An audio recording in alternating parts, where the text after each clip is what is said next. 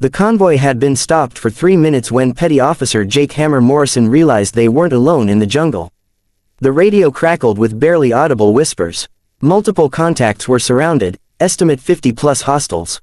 His SEAL team was supposed to be extracting a high-value intelligence asset from deep in the Colombian jungle, but instead they'd driven straight into an ambush that had been waiting for them with the patience of predators. The trees pressed in from all sides, dark and suffocating. Somewhere in that green maze, enemy fighters were closing the noose.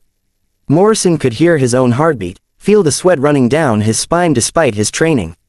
This was how operators died, trapped on a jungle road with nowhere to run and an enemy that knew every tree, every shadow, every kill zone. Then from the darkness beyond their perimeter came a sound that made the hair on his neck stand up. The distinctive crack of an M4 configured for precision shooting.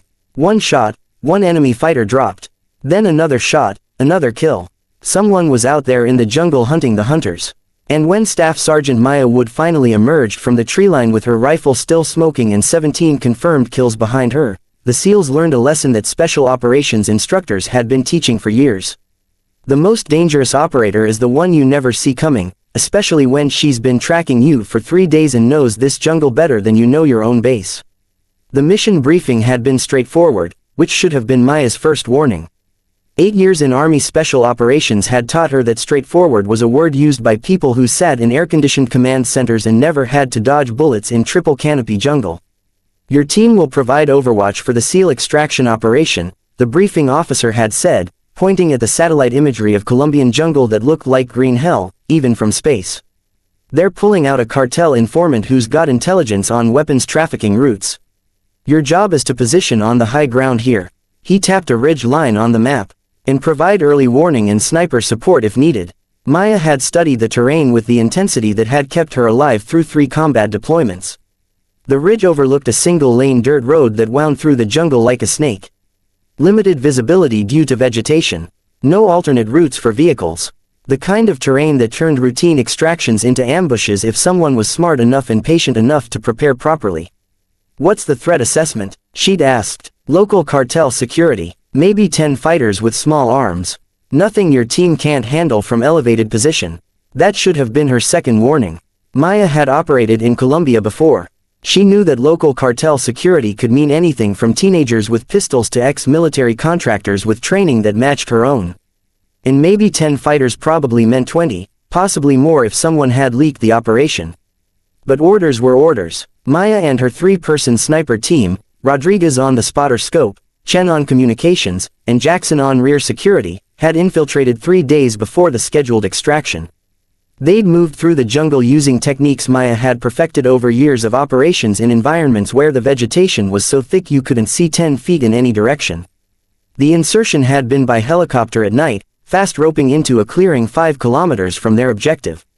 They'd buried their ropes, camouflaged the landing zone, and disappeared into the jungle before anyone could mark their position. Then they'd moved slowly, carefully, taking 4 hours to cover distance they could have walked in 40 minutes. Because in jungle operations, speed got you killed. Patience kept you alive. They'd reached the ridgeline and set up their hide position with the thoroughness that separated professional snipers from amateurs. Natural camouflage, minimal disturbance to surrounding vegetation, clear sight lines to the road below, and multiple escape routes if their position was compromised. Rodriguez had set up the spotting scope. Chen had established communications with the command center, and Jackson had positioned himself to watch their back trail. For 3 days, they'd waited, eating cold rations, drinking water they'd purified from a nearby stream, watching the road through their optics, cataloging every vehicle, every person, every pattern, learning the terrain the way a surgeon learns anatomy, intimately, completely, until every tree and shadow was mapped in Maya's memory. And during those 3 days, Maya had noticed things that made the hair on the back of her neck stand up. Fresh footprints that didn't match local patterns. Radio chatter in the distance that suggested organized military communications. Movement in the jungle that was too coordinated, too disciplined to be random farmers or hunters.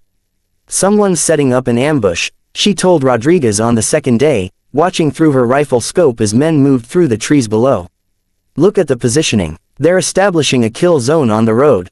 Rodriguez had glassed the area with his spotting scope, counting positions. I make it 15, no, 20 fighting positions, heavy weapons. This isn't cartel security. This is a professional military operation. Maya had immediately called it into command. Overwatch 1 to base. We have enemy force on objective. Estimate 20 plus hostiles with crew-served weapons establishing ambush positions along extraction route. Recommend abort and find alternate exfil point. The response had been predictable. Base to Overwatch 1. SEAL element is already inbound. Maintain position and provide support. Do not compromise your hide site. Translation. The operation was too far along to cancel, too politically important to delay. The SEALs would be driving into a prepared ambush, and Maya's team was expected to somehow tip the scales from their position 700 meters away. This is going to be bad, Jackson had muttered from his position. Yeah, Maya had agreed. So we better be perfect. She'd spent the next 24 hours planning shots, measuring distances, calculating for wind, humidity, temperature, identifying high-value targets, the enemy leaders, the crew-served weapon operators, anyone who looked like they were coordinating the ambush. Her rifle, an M4 that she'd personally modified for precision work, was zeroed for exactly these conditions. She'd made shots like this before in Afghanistan and Iraq in places that didn't appear on official deployment records, but never with this much on the line. Never with an entire SEAL team depending on her ability to turn a disaster into something survivable. The SEAL convoy had appeared exactly on schedule. 3 vehicles moving down the jungle road at cautious speed. Every operator alert, weapons ready. Maya could see their tension even from her elevated position. They knew something was wrong. Good operators always knew when they were being watched. The convoy made it 200 meters into the kill zone before the enemy sprang the trap. The ambush was textbook perfect, which meant it was designed by someone who'd studied American tactics and knew exactly how to kill them. The lead vehicle hit an IED that had been buried in the road. The explosion flipped the armored SUV onto its side and blocked the forward route. Simultaneously, RPGs streaked out from both sides of the road, targeting the middle and rear vehicles. Heavy machine gun fire erupted from concealed positions, tracer rounds creating a web of death across the kill zone. The SEALs reacted with the speed that came from years of training, bailing out of vehicles, returning fire, trying to establish a defensive perimeter. But they were in the worst possible position, trapped on a narrow road with limited cover, taking fire from elevated positions on both sides, with their route forward blocked and their route backward under fire. Maya watched through her scope as the tactical situation developed with nightmare clarity. The SEALs were good, better than good. They were among the best operators in the world. But skill only mattered if you had room to maneuver, and the ambush had been designed specifically to eliminate that option. Command, this is Overwatch 1, Chen was saying into the radio, his voice tight with controlled urgency. SEAL element is in contact. Heavy casualties expected. They need immediate support. Overwatch 1. What support can you provide? Maya made the calculation in seconds. From her position, she could see 17 distinct enemy fighting positions. Her team had 4 rifles, even if they were perfect. And in combat, nobody was perfect. They couldn't eliminate enough targets fast enough to break the ambush before the SEALs were overwhelmed. Rodriguez, she said quietly. Count our ammunition. He checked their loadout. You've got 60 rounds of match grade. I've got 40 standard. Jackson and Chen have their basic combat loads. 60 rounds, 17 enemy positions, most of them with multiple fighters. The math was brutal. Here's what we're doing, Maya said, her voice carrying the absolute calm that came when fear transformed into focus. I'm going down there. The silence that followed was the sound of 3 operators processing what they just heard. Then Rodriguez said carefully, Maya, if you leave this position, you'll be in the jungle with an unknown number of hostiles and no support. I'll be mobile, I'll be able to flank their positions, and I'll be doing what I do best. She was already preparing her gear, checking her rifle, ensuring every magazine was seated properly. You 3 stay here, provide what fire support you can. Call for air support, medevac, whatever you can get. But those SEALs down there are dying right now, and I'm the only asset close enough to do something about it. This is insane, Jackson said. Probably, Maya agreed, but it's also necessary. Rodriguez, your team leader until I get back. If I'm not back in 2 hours, assume I'm Kia and extract using Route Charlie. She didn't wait for acknowledgement. She'd made her decision and second guessing would only waste time that the SEALs didn't have. Maya slipped over the ridge line and disappeared into the jungle, moving with the fluid silence that she'd learned from indigenous trackers in a dozen different countries. The jungle closed around her like a living thing. Thick vegetation that limited sight lines to meters. Sounds that could be wind or movement. Shadows that played tricks on perception. But Maya had spent 3 days learning this terrain. She knew the paths, the clearings, the spots where the undergrowth thinned enough to allow rapid movement. She moved toward the sound of gunfire, using the noise to mask her approach. Every few meters, she'd pause, listen, scan her surroundings through her rifle scope. The enemy fighters were focused on the road, on the seals they were trying to kill. They weren't watching their flanks, weren't expecting a threat from the jungle behind them. That was going to be a fatal mistake. Maya found her first target 70 meters from the road, a heavy machine gun position with 3 fighters. The gunner was firing controlled bursts at the seals. His assistant was feeding ammunition. The third fighter was spotting, calling out targets. She dropped prone behind a fallen log, settled her rifle, controlled her breathing. The range was 120 meters through dense vegetation. Not an easy shot, but well within her capabilities. She found the gunner in her scope, made micro-adjustments for the minimal wind, and pressed the trigger. The suppressed shot was barely audible over the ongoing firefight. The gunner collapsed across his weapon. Before his assistant could react, Maya had shifted her aim and fired again. The assistant dropped. The spotter was turning, trying to identify the threat when her third shot found him. 3 down, 14 positions to go. Maya moved immediately, knowing that staying in one place after shooting was suicide. She flowed through the jungle like water, using every scrap of cover, keeping vegetation between herself and potential threats. Behind her, she heard confused shouting as the enemy tried to figure out what had happened to their machine gun position. Her second target was an RPG team preparing to fire at the trapped SEAL convoy. 2 fighters, one with the launcher, one with spare rockets. Maya settled into a firing position behind a tree, acquired both targets in quick succession. 2 shots 2 seconds apart. Both fighters dropped. The enemy was starting to realize they had a problem. Maya could hear orders being shouted in Spanish, fighters being repositioned to deal with a threat from their flank. But they didn't know where she was. Couldn't see her through the jungle vegetation. Couldn't predict where she'd appear next. She found a sniper position in a tree. Professional hide, good sightlines to the road. The sniper was so focused on his scope that he never saw Maya until she put a round through his torso.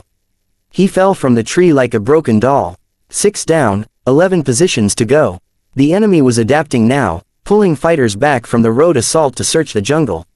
Maya could hear them moving through the vegetation, less disciplined than her, noisier, using flashlights that advertised their positions. She avoided them, circling around to hit another machine gun position from an unexpected angle. This time, there were 4 fighters. Maya dropped the first 2 with rapid shots, but the third got his weapon up and fired a burst in her direction. Bullets tore through the vegetation above her head as she rolled behind cover. The 4th fighter was moving to flank her position when Rodriguez's rifle cracked from the ridge. The spotter taking a long-range shot that dropped the fighter. Maya used the distraction to eliminate the 3rd fighter, then moved again before they could coordinate a response. She was burning through ammunition faster than she'd planned, but the alternative was letting the SEALs die. Her radio crackled. Overwatch 1, this is SEAL 6. We've got wounded, we're low on ammo, and we're about 30 seconds from being overrun. Whatever you're doing out there, do it faster. Maya checked her remaining ammunition. 20 rounds in her current magazine, 2 more full magazines. 60 rounds total when she'd started, now down to 40-some. And she'd only cleared about 8 enemy positions. The math still didn't work unless she changed the math.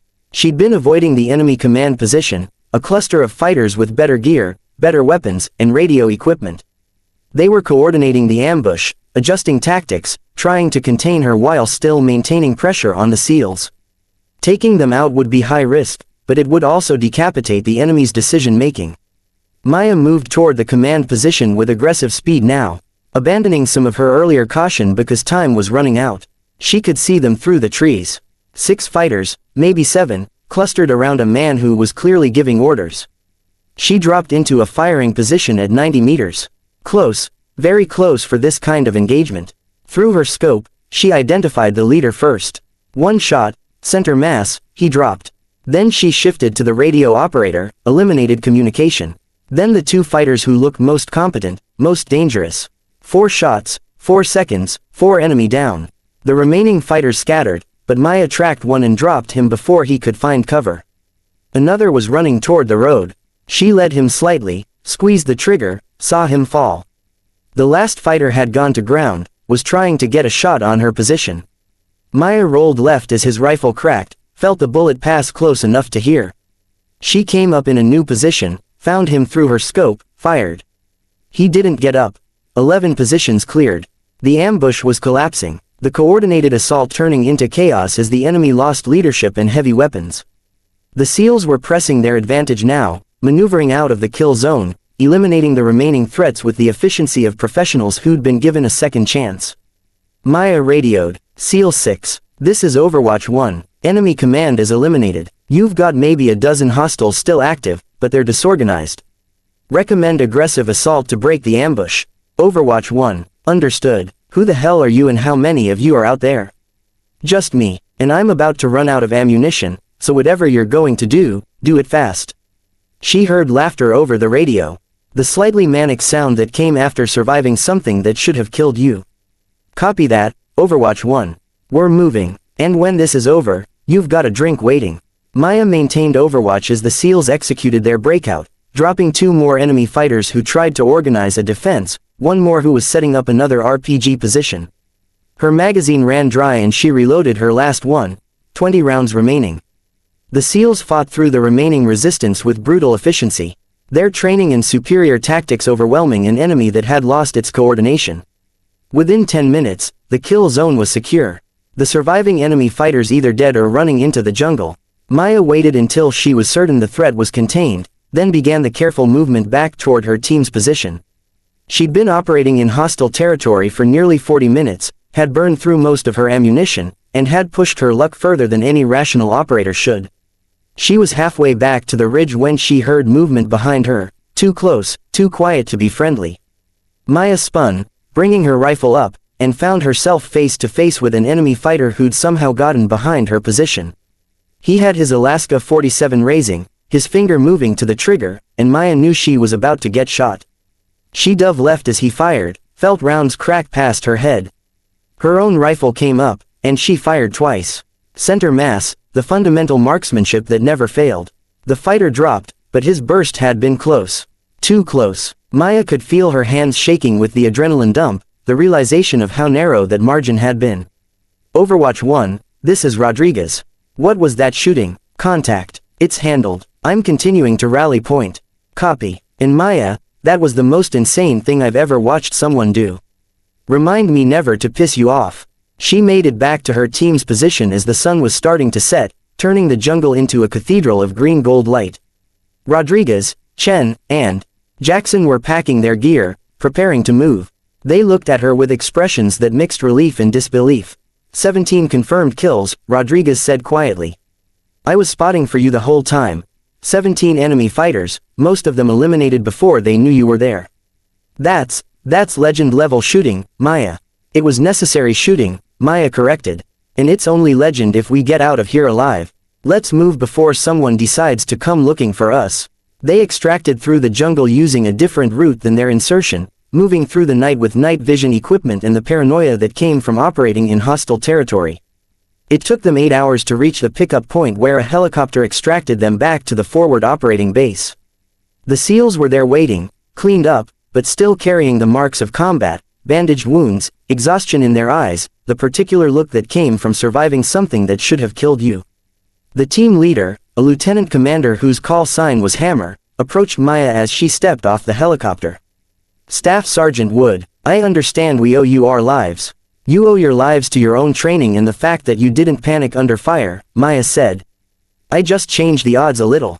A little, Hammer laughed. You single-handedly broke an ambush that had us dead to rights. The after-action count shows 17 enemy killed in action attributed to precise rifle fire from mobile positions in the jungle. That's not changing the odds a little. That's surgical violence executed at a level I've rarely seen. I was doing my job. Your job was providing overwatch from a ridge position. What you did was abandon a safe position, infiltrate into enemy-controlled jungle, and conduct a solo direct action mission against superior numbers in terrain that gave them every advantage. He studied her with newfound respect. The SEALs don't forget debt, Sergeant Wood. You ever need anything, You've got a whole team willing to return the favor." Maya was about to respond when her commanding officer appeared, a colonel who didn't look pleased. "Staff Sergeant Wood, a word." She followed him away from the others, already knowing what was coming. "Sir, you abandoned your assigned position, conducted unauthorized direct action, and placed yourself at extreme risk without proper coordination with higher headquarters." The colonel's voice was stern, but his eyes showed something else. Pride mixed with exasperation. "Do you have any idea how much paperwork I'm going to have to file to explain this?"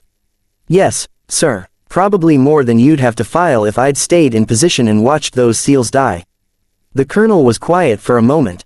Then he sighed. "You're right. You're also insubordinate, reckless, and apparently incapable of following a simple Overwatch mission without turning it into something from an action movie. I should write you up for a dozen different violations." "Yes, sir. Instead, I'm recommending you for a Silver Star and a promotion because what you did today saved American lives, demonstrated exceptional skill under impossible circumstances, and showed exactly the kind of initiative we need in special operations." He paused. "But Maya, next time you decide to go full lone wolf operator in enemy territory, at least tell someone before you disappear into the jungle. My heart can't take this kind of stress." "Understood, sir." He walked away, leaving Maya standing alone in the fading light. She looked down at her rifle, the weapon that had served her so well in the jungle, that had made 17 precise shots in conditions that would have challenged any sniper. It needed cleaning, maintenance, care. But first, she needed to process what she'd done. 17 enemies eliminated. A SEAL team saved. A mission that should have been a disaster turned into a success through nothing but skill, courage, and the willingness to do what was necessary, even when it seemed impossible. Maya Wood had emerged from the darkness with her rifle blazing and reminded everyone why special operations existed. Because sometimes conventional forces couldn't do the job. Sometimes you needed someone who could operate alone, think independently, and execute violence with surgical precision.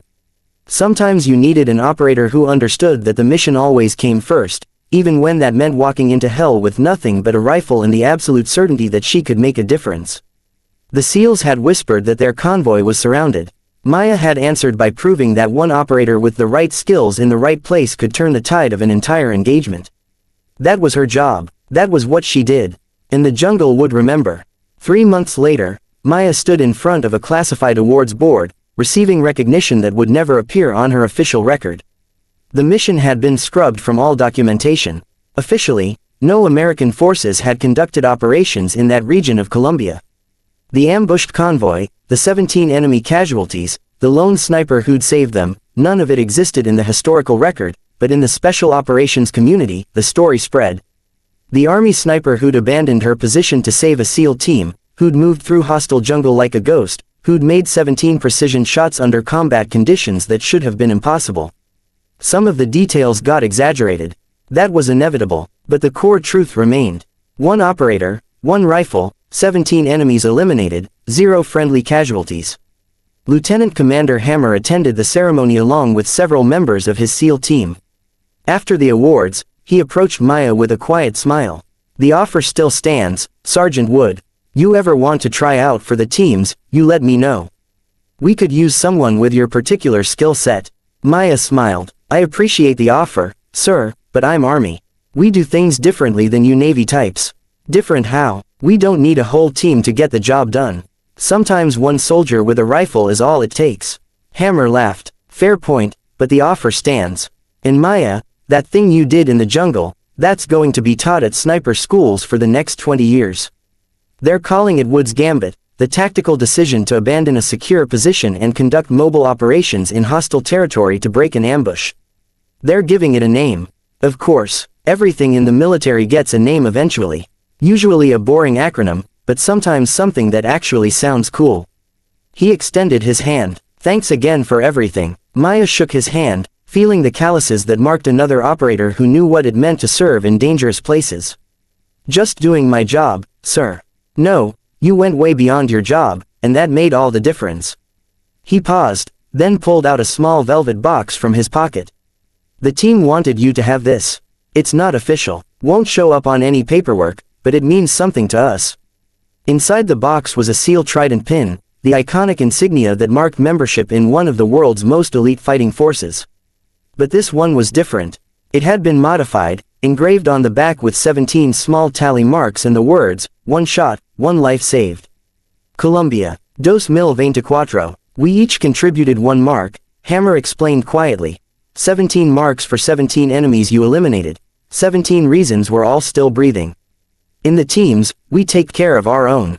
And, after what you did, you're one of ours, honorary, unofficial, and completely against regulations, but ours nonetheless. Maya held the trident, feeling the weight of it. Not the physical weight, the metal was light, but the symbolic weight of being accepted by operators who didn't give respect easily, who'd seen her at her absolute best when everything was on the line.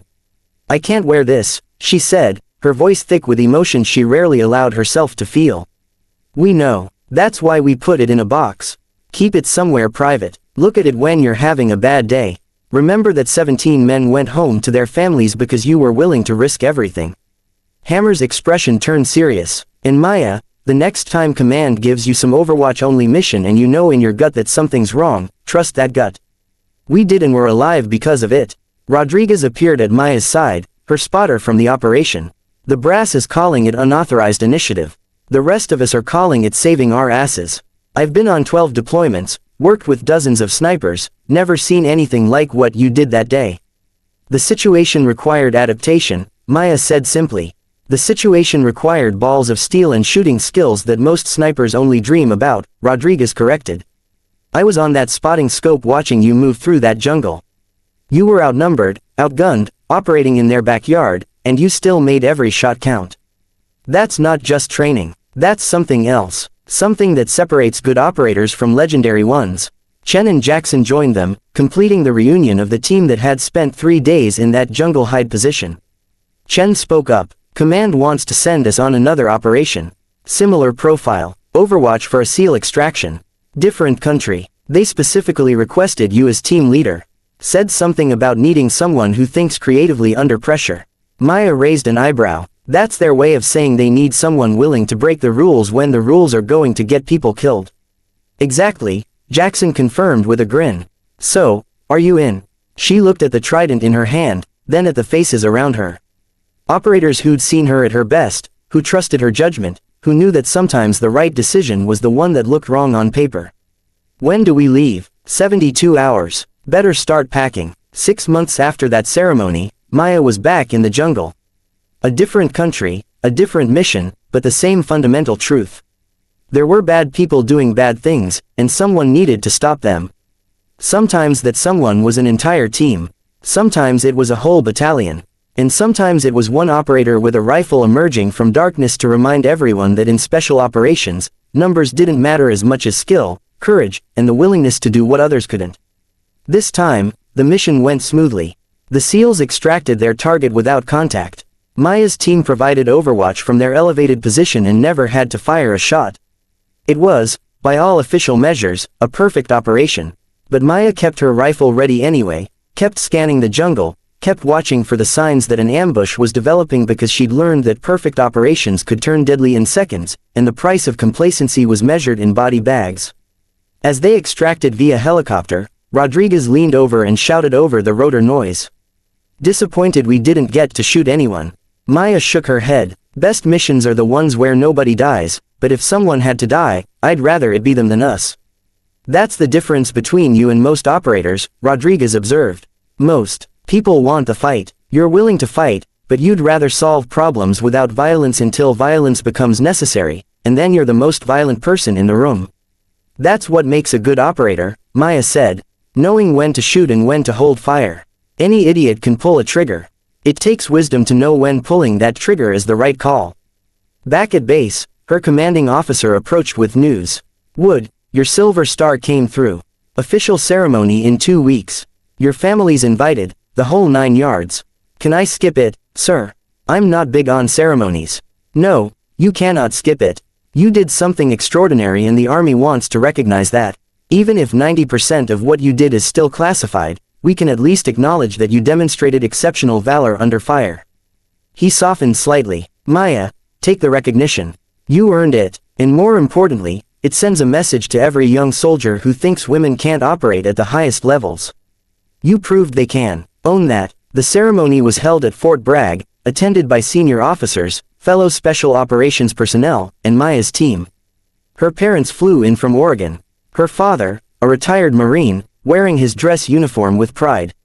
Her mother, a school teacher who'd never fully understood what her daughter did for a living, crying quietly as the citation was read aloud, for conspicuous gallantry and intrepidity in action against an enemy of the United States. The words felt hollow to Maya. She hadn't been thinking about gallantry when she'd left that ridge position. She'd been thinking about SEALs dying while she watched from safety. She'd been thinking that having the skills to help and choosing not to use them was worse than any physical danger. After the ceremony, a young female soldier approached. Couldn't have been more than 20, fresh out of basic training. Stars in her eyes. "Ma'am, I want to do what you do. I want to be a sniper. Can you give me any advice?" Maya looked at the young soldier, seeing herself a decade earlier, eager, determined, ready to prove herself in a field dominated by men who didn't think she belonged. "Best advice I can give you, be twice as good as everyone else. Work twice as hard and never, ever give up just because someone tells you that you can't do something. The only person who gets to decide your limits is you. But how do I get selected for sniper school? How do I prove I'm good enough? You start by mastering fundamentals. Marksmanship, fieldcraft, physical fitness, mental toughness. You make yourself so undeniably competent that they can't ignore you. And when they give you a chance, and they will give you a chance eventually, you don't just meet the standard. You exceed it so completely that they have no choice but to accept that you belong." The young soldier nodded, determination hardening her features. "Thank you, ma'am, I won't let you down. Don't worry about letting me down. Worry about meeting your own standards. Make them so high that everyone else has to rise to meet you." The jungle was her element. The darkness was her friend. And her rifle spoke with a voice that enemies learned to fear. Staff Sergeant Maya Wood, the operator who'd saved a SEAL team single-handedly. The sniper who'd made 17 precision shots in conditions that should have been impossible. The woman who'd proven that sometimes the most dangerous person on the battlefield was the one you never saw until it was too late. And now the mentor who would inspire a new generation of operators, male and female, who understood that excellence knew no gender, that courage came in all forms, and that sometimes one person with the right skills at the right time could change everything. She kept the SEAL trident in a small box in her gear room along with other mementos from operations that officially never happened. Sometimes on bad days when the memories got too heavy, she'd take it out and remember what it represented. 17 people alive because she'd been willing to risk everything. 17 families who got to see their loved ones again. 17 reasons why her choice to leave that ridge position had been the right one, even if it had violated every protocol in the book. The jungle remembered, the SEALs remembered, and Maya Wood would carry those memories forward into whatever darkness waited next with her rifle ready and her resolve unshaken. Because that was her job. That was what she did. And she wouldn't stop until there was no one left who needed saving. No darkness left to illuminate with muzzle flash and precision fire. One shot at a time. One life saved at a time. One mission at a time until the job was done.